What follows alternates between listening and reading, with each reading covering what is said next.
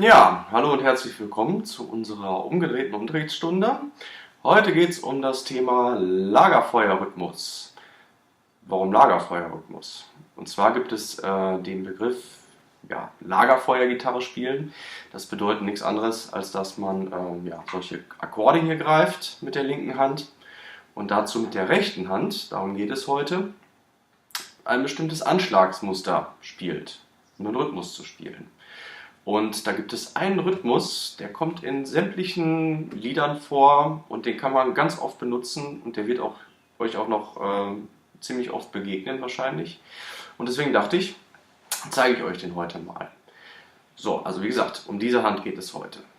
Für die linke Hand halten wir es heute einfach. Da greifen wir einfach nur einen E-Moll-Akkord, den kennt ihr schon, einfach mit 2 Fingern, hier im zweiten Bund, auf der A- und auf der D-Seite. Und den lassen wir einfach gegriffen, kümmern uns da nicht weiter drum und konzentrieren uns auf die rechte Hand. So, jetzt mache ich den einmal langsam vor. Wir spielen mit dem Zeigefinger an und fangen immer mit einem Abschlag an. 1, 2, 3, 4.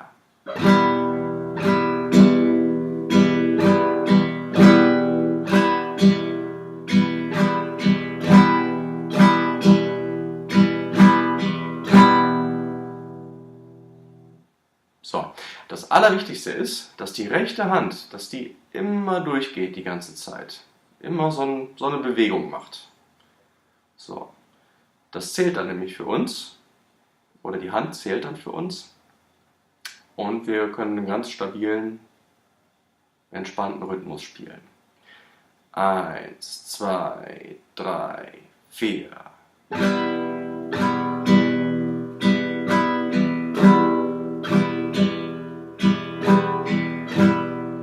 So, der Rhythmus, der besteht aus 2 Hälften.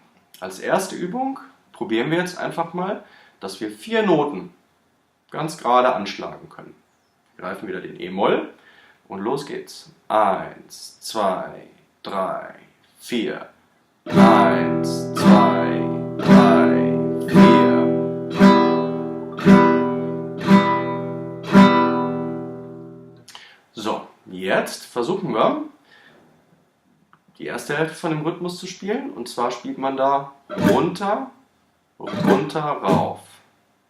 Das probieren wir mal. 1, 2, 3, 4. Ja, wenn wir soweit sind, dann müssen wir wieder mit der Hand nach unten und dann geht es rauf, runter, rauf. Das ist die zweite Hälfte von dem Rhythmus. Also nochmal langsam. Runter, runter, rauf. Leer nach unten. Rauf, runter, rauf. 3, 4.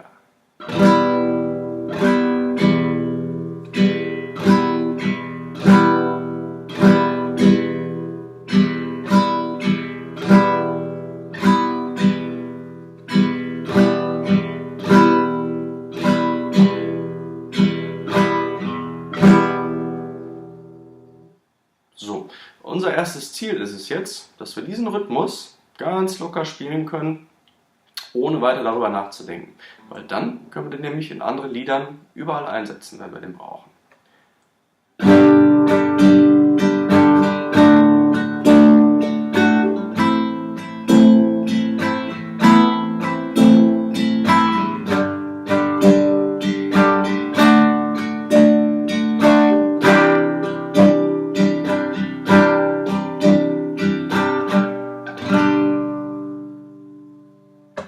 Viel Erfolg dabei.